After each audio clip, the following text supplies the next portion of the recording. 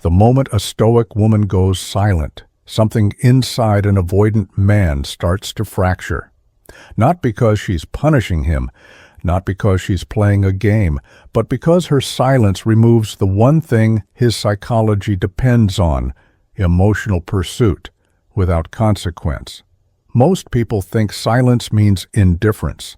They assume if a woman stops explaining, stops chasing, stops asking for clarity, she must be done. But that assumption misunderstands both stoicism and avoidance.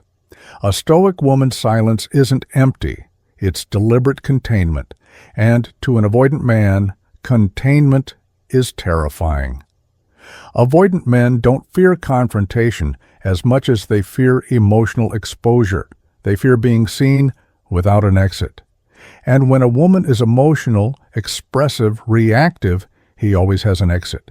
He can withdraw and feel justified. He can disappear and tell himself she was too much. Her emotions give him a story that protects his self-image. But when she goes quiet, that story collapses.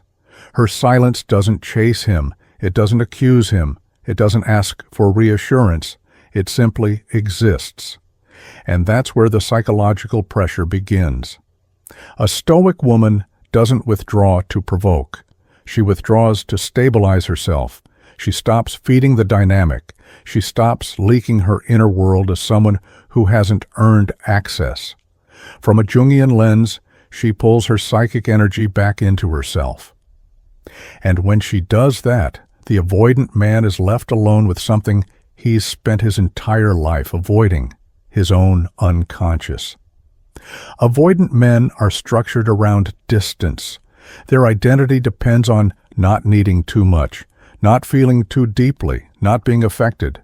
They manage closeness by controlling access. When a woman is expressive, they can regulate intimacy by pulling away. But when she becomes calm, self-contained, and silent, he loses the lever. Her silence becomes a mirror. Suddenly, there's no emotional noise to distract him from his internal contradictions. He said he wanted space, and now he has it. But instead of relief, there's agitation. Because what he really wanted wasn't space, it was control without loss. A Stoic woman's silence removes his illusion of control.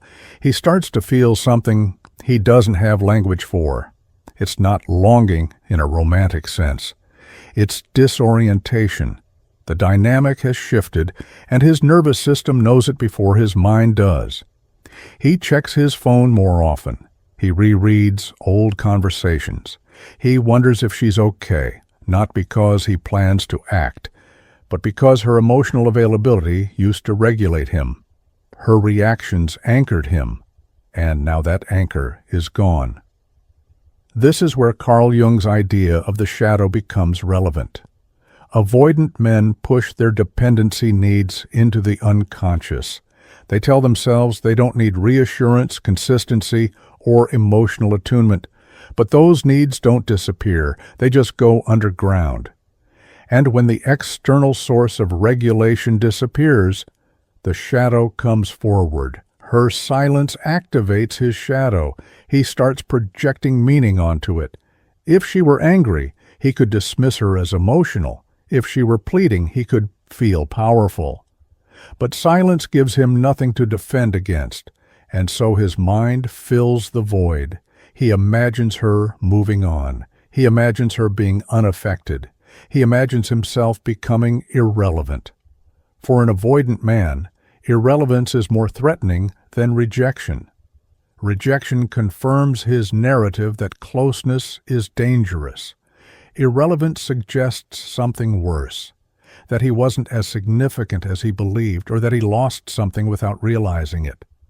And because avoidant men struggle with object constancy, her silence doesn't feel like a pause. It feels like disappearance. This triggers a specific kind of internal tension. He wants to reach out, but reaching out would mean acknowledging impact. It would mean admitting her absence matters, and that admission threatens his identity as someone who doesn't need anyone, so he does nothing. And the tension builds. A Stoic woman's silence forces him into an internal standoff. On one side is his need for emotional regulation. On the other is his fear of vulnerability. When she was expressive, he could outsource that tension to her. Now it stays inside him. That's why her silence feels heavy rather than peaceful to him. He may tell himself she's cold. He may reinterpret her calm as detachment. But beneath those rationalizations is a deeper realization. She's no longer emotionally available on his terms. That's the weakness. Avoidant men rely on asymmetry. They feel safest when someone is more invested than they are. It allows them to control distance while still receiving emotional nourishment. A Stoic woman disrupts that asymmetry.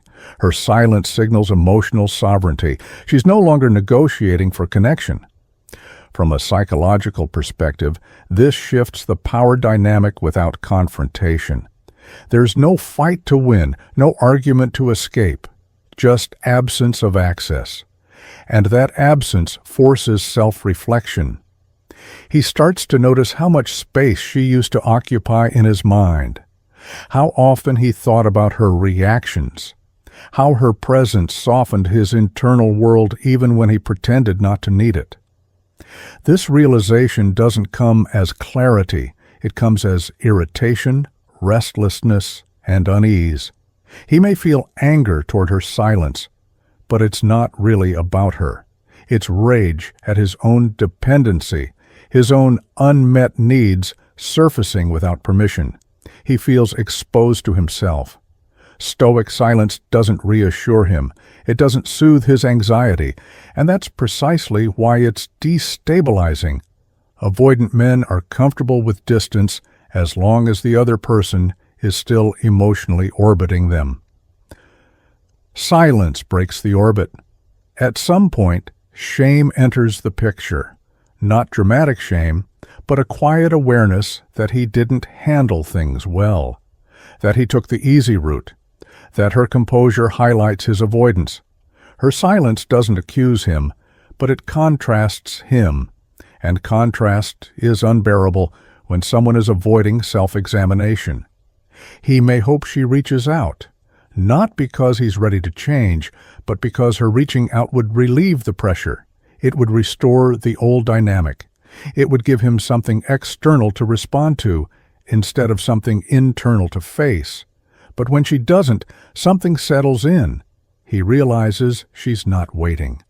That realization hits differently than anger or grief. It's existential, because if she's not waiting, then the relationship isn't paused. It's complete. And completion without closure is deeply unsettling for someone who avoids endings. A Stoic woman doesn't announce her departure. She doesn't dramatize it. She integrates it. And that integration communicates something powerful. She can live with unanswered questions. For an avoidant man, that's almost incomprehensible. His entire psychological structure is built on avoiding discomfort. Her silence demonstrates tolerance for discomfort. It shows emotional maturity without explanation. And whether he consciously understands it or not, he feels the gap. That gap becomes the weakness. Not because she's manipulating him, but because she's no longer participating in the dynamic that protected him from himself. Her silence doesn't chase. It doesn't threaten. It simply removes access. And removal is more confronting than confrontation. In Jungian terms, her silence withdraws projection. He can no longer place his fears, needs, or unresolved attachment onto her reactions. He has to hold them himself. And most avoidant men were never taught how to do that. So he sits with it, or he distracts himself, or he numbs out. But the silence lingers, not as punishment, as consequence. And that's why a Stoic woman's silence isn't weakness. It's psychological gravity. It pulls the avoidant man inward, toward the very self-awareness he spent his life avoiding. Whether he grows from it or not isn't her responsibility. Her silence simply tells the truth without words. And that truth is harder to escape than any argument ever could be.